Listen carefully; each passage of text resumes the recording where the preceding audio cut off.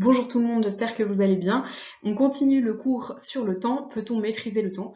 On a vu dans la partie précédente que oui, on pouvait maîtriser le temps, ou du moins qu'on s'en sortait pas si mal, nous les êtres humains.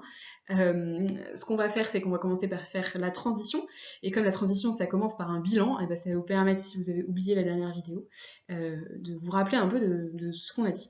Donc ce qu'on a dit en fait dans la partie précédente, c'est que on pouvait maîtriser le temps.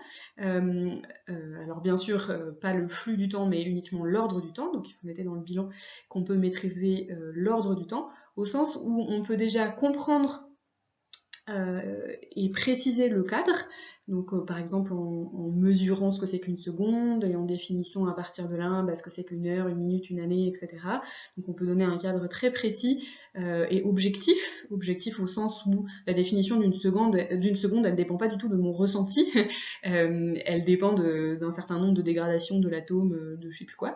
Voilà, donc ça c'était le grand A, donc on peut comprendre l'ordre du temps parce qu'on peut définir précisément le cadre temporel, précisément et objectivement le cadre temporel, et puis aussi parce que on peut prévoir ce qui va se passer à l'intérieur de ce cadre.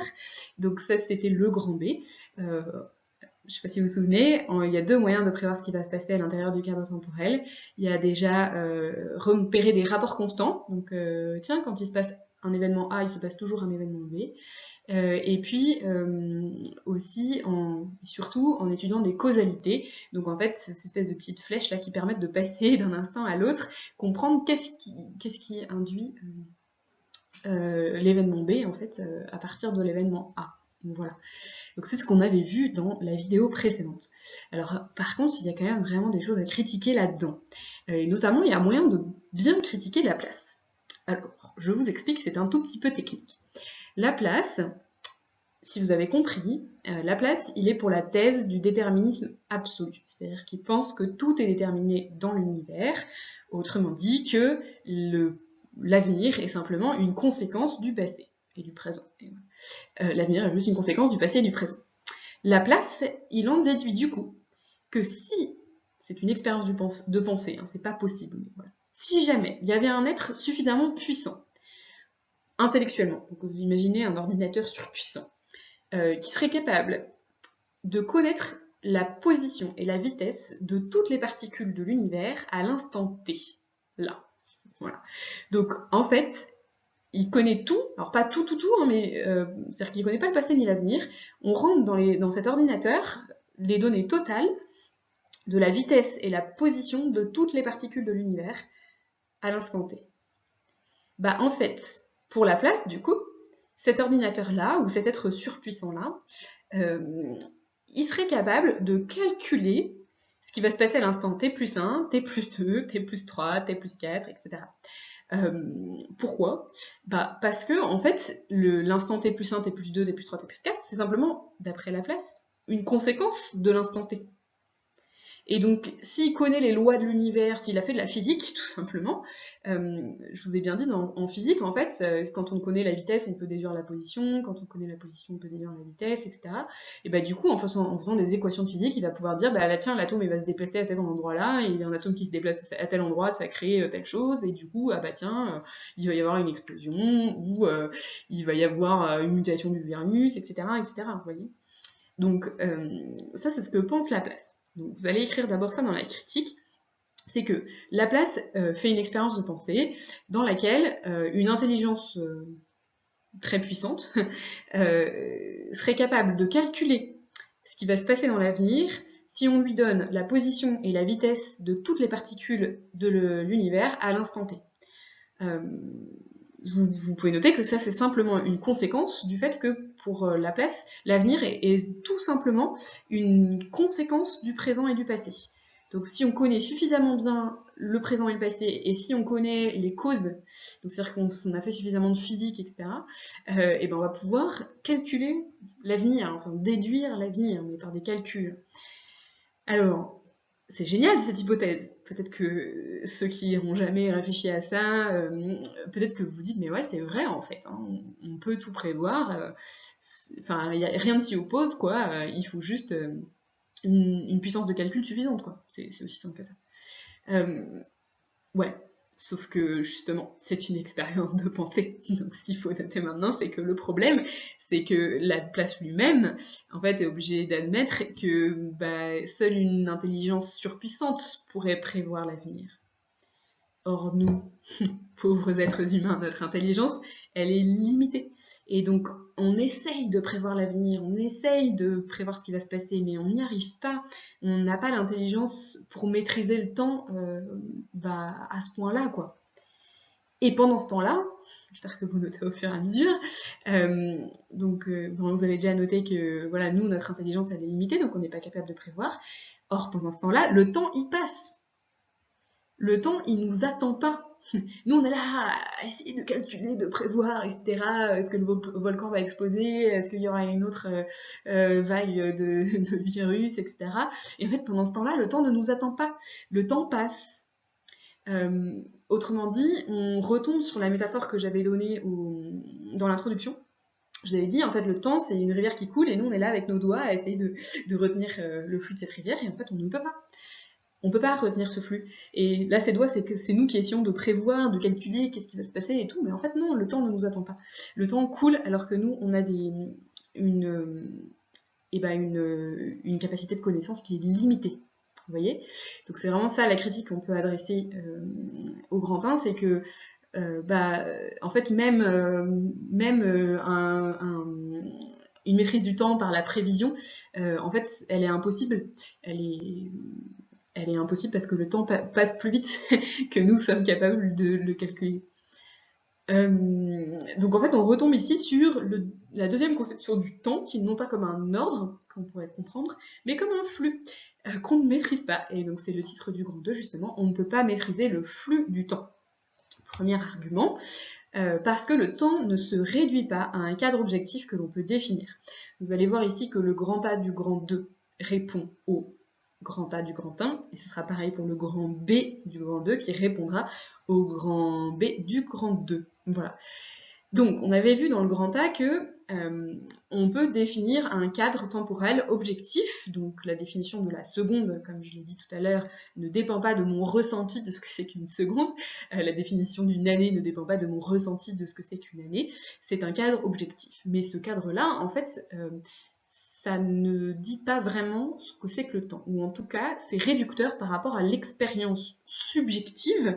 Donc, je rappelle que subjectif, c'est ce qui dépend du sujet, comme en grammaire, le sujet, voilà, du sujet qui cherche à connaître, alors que ce qui est objectif, c'est l'objet qu'on cherche à connaître. Donc, on va parler de l'expérience subjective du temps. J'ai perdu le début de ma phrase, mais voilà.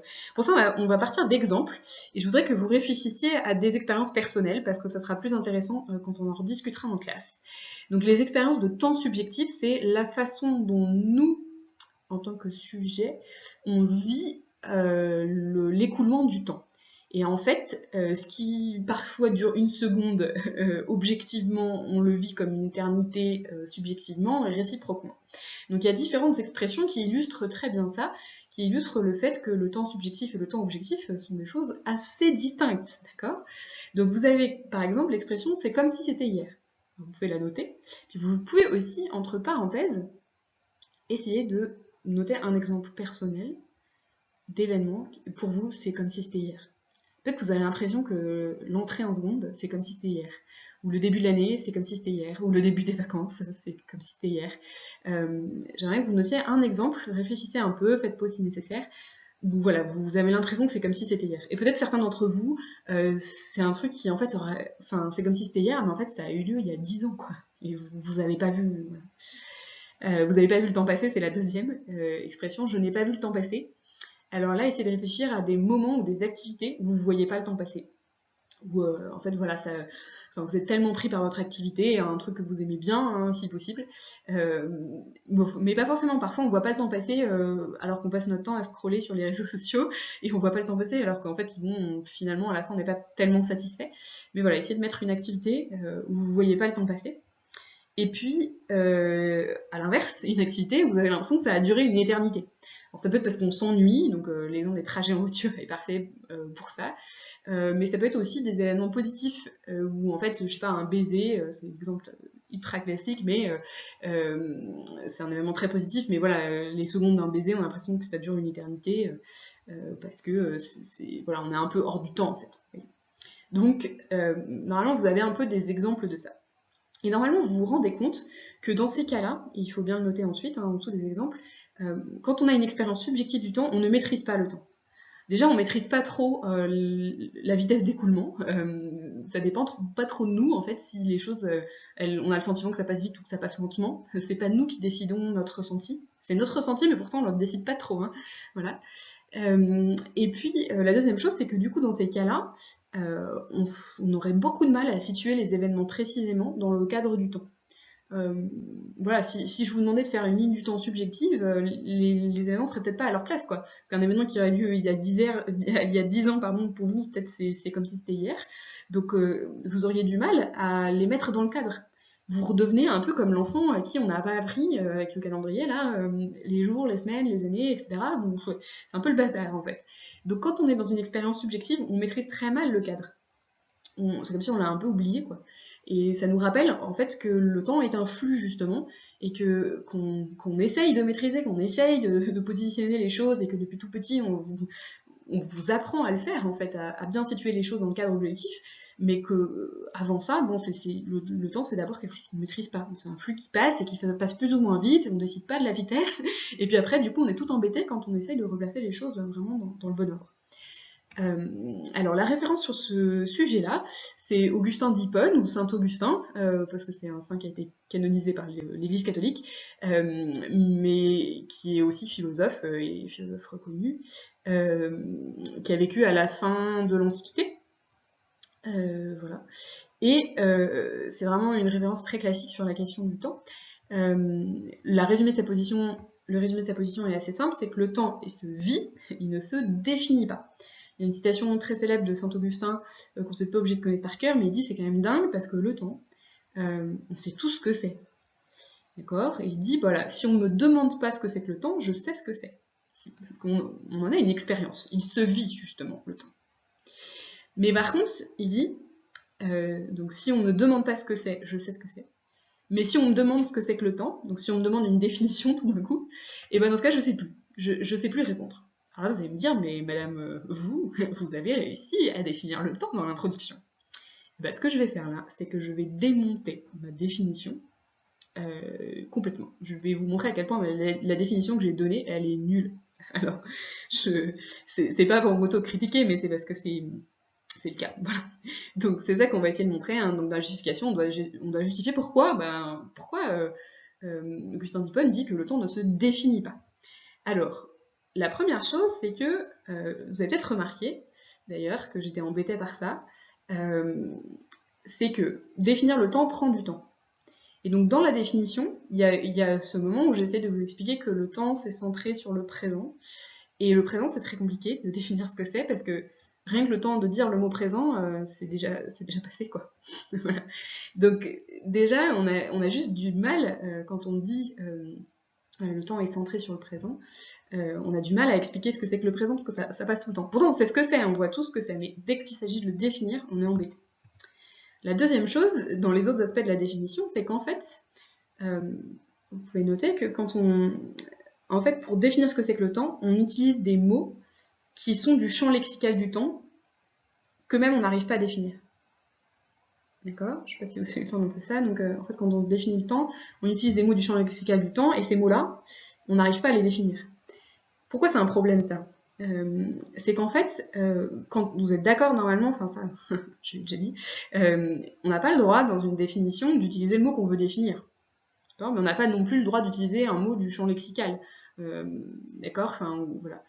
Parce que sinon, ça va être cyclique. Je vous explique là le problème dans le cadre de la définition du temps. La définition, elle commence par le temps, c'est une succession d'instants. Oui, mais un instant, c'est quoi? Bah, c'est compliqué, c'est une portion du temps. Oui, mais si vous définissez le temps en disant que c'est une succession d'instants et les instants en disant que c'est une fraction du temps, bah voilà, vous avez rien défini, vous n'allez pas y arriver. Pareil quand vous allez parler de l'avenir et du passé. Si vous dites l'avenir, c'est ce qui n'existe pas encore. Mais qu'est-ce que ça veut dire pas encore? C'est un mot du champ lexical du temps. Bah, c'est ce qui n'est pas encore, c'est ce qui va se passer plus tard, c'est-à-dire dans l'avenir. Oui, mais du coup, vous n'y arrivez pas. Vous voyez, c'est-à-dire qu'on finit par devoir réutiliser le mot qu'on cherche à définir. Pareil pour le passé. Le passé, c'est ce qui n'existe plus. Mais qu'est-ce que ça veut dire, ça n'existe plus? Ça veut dire que ça a existé. Mais qu'est-ce que ça veut dire, ça a existé? Ça veut dire que ça a existé dans le passé. Ah oui, merde, je réutilise le mot que je cherchais à définir. Donc, voilà, il faut noter un peu tous ces exemples-là, parce que sinon vous ne comprendrez plus en lisant, mais c'est qu'en fait, instant, passé et avenir, c'est indéfinissable, sauf en réutilisant le mot temps dans la définition. Donc en fait, on se retrouve embêté, on n'arrive pas à définir ce que c'est. Pourtant, on sait ce que c'est. Voilà. On le sait au sens où on le vit, on a une expérience du temps, donc on voit tous, mais on n'arrive pas à poser des mots dessus. D'accord ? Alors, ça nous amène justement à la troisième justification de pourquoi le temps se vit et se définit pas. C'est qu'en fait, la définition qu'on a donnée, c'est une définition qui permet de clarifier l'ordre du temps. Donc en fait, vous voyez, j'ai d'ailleurs fait une frise avec des événements, etc. Ça, c'est justement ce qu'on cherche à faire quand on essaye de poser le cadre du temps, année, mois, semaine, etc. Ça permet de faire des exercices de physique avec une abscisse, enfin un axe des abscisses, etc. Donc c'est parfait, mais en fait, ça ne reflète pas notre expérience subjective du temps. Le temps, quand on le vit, on le vit, quoi. On n'est pas tout le temps là à se représenter où on est sur la ligne, où on est sur l'emploi du temps, etc. Donc et typiquement dans les expériences de temps subjectif qu'on a données dans les exemples, en fait, quand on est en train de vivre un événement hyper ennuyeux, etc., en fait, on se situe plus très bien dans l'ordre du temps. En fait, c'est pour ça que Augustin d'Hippone va dire le temps, s'il devait le définir, il dit « je le définirais comme une dilatation de l'âme ». Pourquoi? Parce qu'en fait, vous êtes d'accord que quand on le vit, le temps subjectif, quand on le vit comme des moments de dilatation, un truc qui prend du temps, au contraire de contraction, genre c'est passé super vite, c'est comme si c'était hier. Donc en fait, si on devait définir le temps, il dit, en gros, toutes les définitions qu'on donne habituellement ne fonctionnent pas parce qu'elles définissent le temps objectif et pas du tout le temps subjectif. Or, il faut repartir de ça, parce que c'est ça, au moins, on sent intuitivement ce que c'est. Et en fait, cette expérience qu'on a, c'est une expérience de dilatation ou de contraction du temps. Dernière justification, c'est de revenir en fait au fait que dans l'ordre chronologique de la vie d'un enfant, on a d'abord une expérience subjective du temps. Ça vient que dans un deuxième temps, grâce à l'éducation, au CP, on nous apprend à lire l'heure, on fait le calendrier et tout, donc j'ai des bons souvenirs, mais voilà. Mais en fait, avant ça, on a une expérience subjective du temps. Et du coup, c'est un peu dommage de se limiter à la définition classique du temps. Avant tout, le temps, c'est une expérience qu'on vit en première personne, donc en tant que sujet, J-E, voilà. Et ça, c'est premier, en fait. Et même en tant qu'adulte, on essaye parfois de rationaliser notre emploi du temps, notre organisation, mais en fait, ça vient dans un deuxième temps mentalement. En fait, quand on est en train de vivre quelque chose, on est en train de le vivre et le temps, on l'éprouve, etc. On n'est pas là à se positionner dans notre emploi du temps, en fait. Ça, on va le faire après coup ou avant, quand on veut planifier, mais c'est pas ça qu'on vit tout le temps, quoi. Là, je suis en train de parler, je suis prise par ce que je suis en train de dire, et je suis pas là à me dire ça fait combien de temps, etc. Pourtant, ça me l'affiche, hein. Là, je regarde 19, ça fait 19 minutes que je parle. Mais en fait, non, je suis prise par le truc et je suis pas tout le temps là à savoir voilà, depuis combien de temps, je suis pas là à mesurer tout le temps. L'expérience qu'on fait d'abord, c'est une expérience de dilatation et de contraction. Voilà. J'espère que c'est clair, sinon comme d'habitude, vous posez des questions. Et on va passer au deuxième argument. Donc, grand 2, on ne peut pas maîtriser le flux du temps. grand B, parce que le temps vécu nous apparaît comme une succession ininterrompue de nouveautés. Donc quand je dis temps vécu, je parle du temps vécu subjectivement. Vous pouvez mettre temps subjectif si vous préférez, ça sera peut-être d'ailleurs plus cohérent avec ce qu'on a vu dans le grand A. Donc voilà, si on vit le temps subjectivement, on va se rendre compte qu'il y a des nouveautés permanentes. Et ça, je ne sais pas si vous vous rendez compte, mais ça critique exactement le grand B du grand 1. Dans le grand B du grand 1, on s'était dit, mais en fait, on peut tout prévoir. Là, je suis en train de dire exactement l'inverse. Non, il y a des nouveautés imprévisibles, et tout le temps, qu'on n'a pas du tout prévu. Autrement dit, le temps, c'est un flux qui passe, et qui ne nous attend pas pour passer, et on ne maîtrise pas les événements du temps. Donc on ne maîtrise pas sa vitesse, il passe plus ou moins vite, et c'est pas nous qui le maîtrisons. On a vu dans le grand A, mais là on ne maîtrise pas les événements, le contenu même du temps en fait. Donc pour ça, on va donner 2 exemples pour illustrer le fait que y a des événements qu'on n'a pas prévus. La première chose, c'est évidemment les événements historiques, et vous allez pouvoir noter comme exemple la chute du mur de Berlin. Quand le mur de Berlin tombe, vous pouvez noter que c'était totalement imprévu. Je ne sais pas si vous savez, mais en fait, peu de gens pensaient que la guerre froide allait se terminer un jour, ou sinon on ne voyait pas comment. En plus, les relations entre les 2 blocs s'étaient tendues peu de temps avant, donc c'était vraiment totalement imprévu. Donc l'événement était imprévu, mais aussi les conséquences de cet événement. Ça a eu des effets en chaîne incroyables, quoi. C'est comme si on était là, comme ça, à rouler tranquillement dans une direction, et tout, chute du mur de Berlin, et là, paf, la voiture change de direction tout d'un coup, et voilà, quoi. Et donc, c'est un événement qui est à la fois énorme, imprévu en tant que tel, et dans ses conséquences.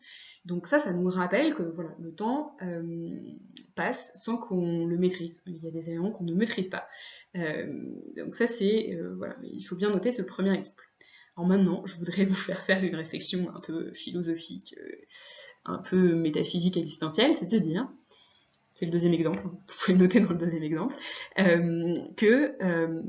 est-ce qu'on pourrait pas vivre tout instant comme un événement incroyable ?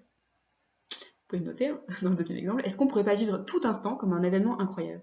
C'est-à-dire ne pas vivre comme des événements incroyables, uniquement les grands événements historiques, ou tel match qu'on a réussi, ou tel, je sais pas, j'ai réussi mon bac, etc. Est-ce que je pourrais pas vivre tout instant comme un événement incroyable? Ça voudrait dire, là, l'instant que vous êtes en train de vivre, mais c'est incroyable, je suis en vie, je suis en train d'écouter une vidéo de ma prof de philo, je vis à une époque où il y a internet, voilà, mais tiens, mais autour de moi, mais cette maison, elle est magnifique, enfin vous voyez, cet émerveillement, vivre tout instant comme un événement. Et vous voyez, est-ce que vous vous rendez compte que pour faire ça, en fait, il faut pas se dire, ah oui, c'est normal, c'est prévisible. Si vous dites, bah oui, c'est la conséquence de l'instant d'avant, j'ai été en train d'écouter le cours, je suis encore en train d'écouter le cours, c'est normal. En fait, si l'instant est prévisible, vous n'allez pas le vivre comme quelque chose, comme un événement incroyable.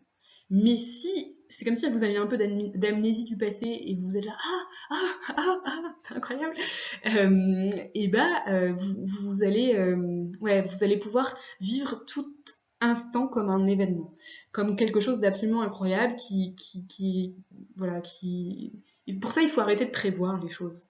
Arrêter de se dire, c'est logique, c'est normal, tous les jours, c'est comme ça, voilà, c'est la même chose que s'il vient de se passer, etc. Et ça, les enfants sont très doués pour ça, parce que justement, ils n'ont pas appris le cadre. Ils n'ont pas appris à étudier les déterminismes. Enfin, tout ce qu'on a mis en place dans la première partie du cours, là, les enfants, ils savent pas le faire. Du coup, les enfants, ils vivent toutes les journées comme étant incroyables. Alors, il y a 2 exemples que j'adore pour ça. D'abord, c'est Alice au pays des merveilles. Je sais pas si vous connaissez, mais vous connaissez peut-être au moins le concept de non-anniversaire.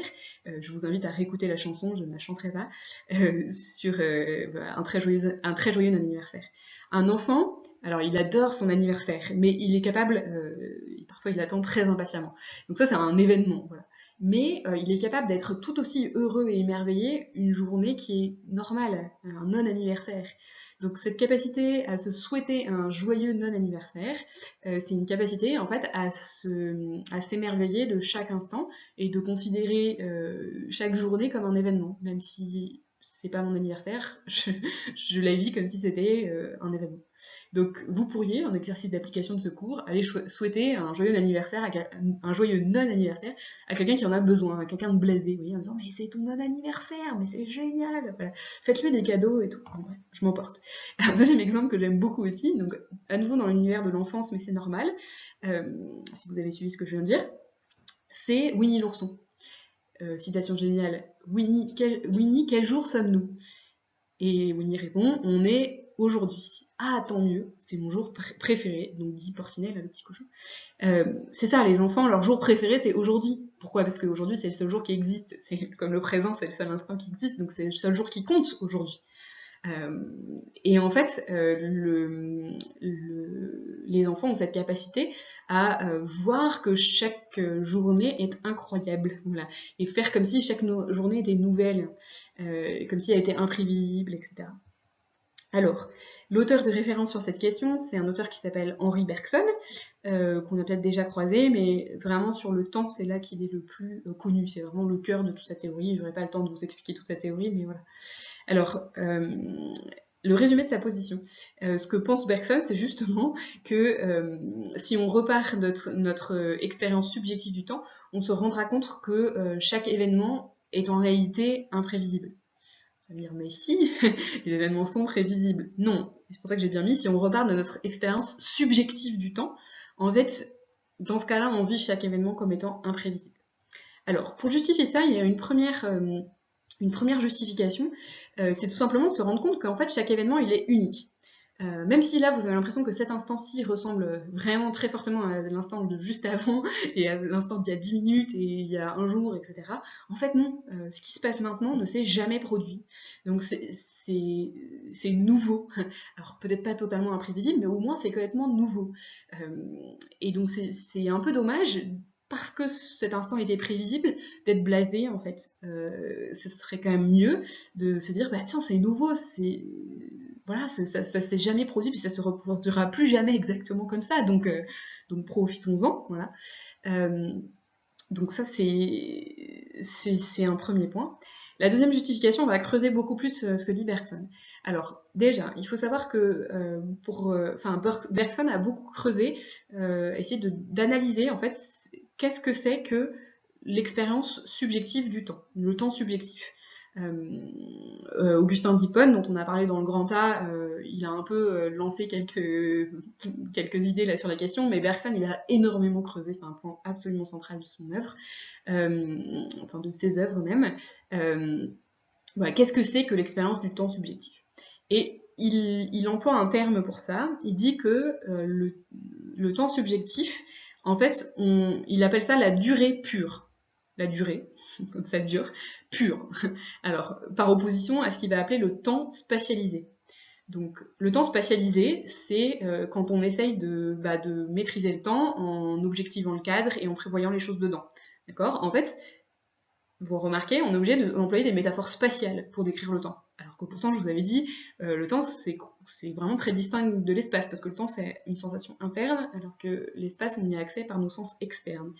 Donc déjà, Bergson dit, en fait, il faut que vous vous rendiez compte que l'expérience subjective du temps, ça n'a rien à voir avec le temps spatialisé, et du coup, il va essayer il emploie un autre mot, il emploie le mot durée pure, c'est-à-dire ça dure, un peu comme ça se dilate, voilà, les choses durent, donc il pense que ce mot aide mieux à comprendre, et il emploie ce mot-là parce qu'il espère que les gens comprendront mieux ce qu'il veut dire. C'est pas un temps spatialisé avec des lignes et tout, c'est vraiment une durée qui est interne, donc il aurait pu dire une durée intérieure, il a dit une durée pure, voilà, pour essayer de faire comprendre son idée. Donc ça c'est ce que dit Bergson. Et ce qu'il va dire ensuite, c'est que en fait, si on essaye de vivre la durée pure en mettant de côté tout ce qu'on nous a appris à partir du CP pour organiser le temps, donc si on essaye de mettre de côté tout ce qu'on nous a appris culturellement dans notre éducation sur le temps spatialisé, en fait, on va vivre le temps comme une succession ininterrompue de nouveautés. Normalement, vous l'avez bien, c'est logique vis-à-vis de ce que je vous ai dit, c'est-à-dire qu'en fait, si on met de côté le temps spatialisé, les événements sont plus spécialement prévisibles, on les voit dans leur caractère unique, dans leur caractère nouveau, qui se reproduira plus jamais, voilà. Et du coup, on se rend compte en fait qu'on ne peut pas du tout maîtriser ça, que la maîtrise, elle vient après coup et qu'il y aura toujours, c'est dans la nature même du temps, des événements qui sont radicalement nouveaux en fait, parce que notre, notre volonté de contrôler, de prévoir, elle arrive dans un deuxième temps. Un peu comme je vous avais dit dans le grand A, c'est dans un deuxième temps qu'on va situer les événements dans le temps, mais d'abord on les vit. Donc, vous voyez, d'abord je suis en train de parler, je suis en train de vivre, et puis ensuite je regarde l'heure et je vois que ça fait tant de minutes que je parle. Là, c'est un peu pareil, c'est de dire, d'abord on vit les événements comme étant nouveaux, parce que le temps c'est ça, c'est quelque chose qu'on ne peut pas maîtriser. Et ensuite, dans un second temps, on essaye parfois de prévoir les choses. Mais fondamentalement, le temps, c'est quelque chose qu'on ne maîtrise pas. Voilà pour cette deuxième partie. Vous voyez qu'en fait, le fait qu'on ne maîtrise pas le temps, ça ne devrait pas être angoissant. Ce qu'on voit, c'est qu'il y a des aspects très positifs là-dedans. Parce qu'on revient sur le fait que notre façon de vivre le temps, notre impatience, notre ennui, etc. On revient à un émerveillement plus grand. Et donc peut-être qu'en fait, on ne peut pas maîtriser le temps, mais que c'est pas grave, ou qu'il faut chercher à maîtriser le temps, mais pas forcément comme on l'a fait dans la première partie. Et ça, c'est ce qu'on essaiera de creuser dans la troisième partie. Voilà.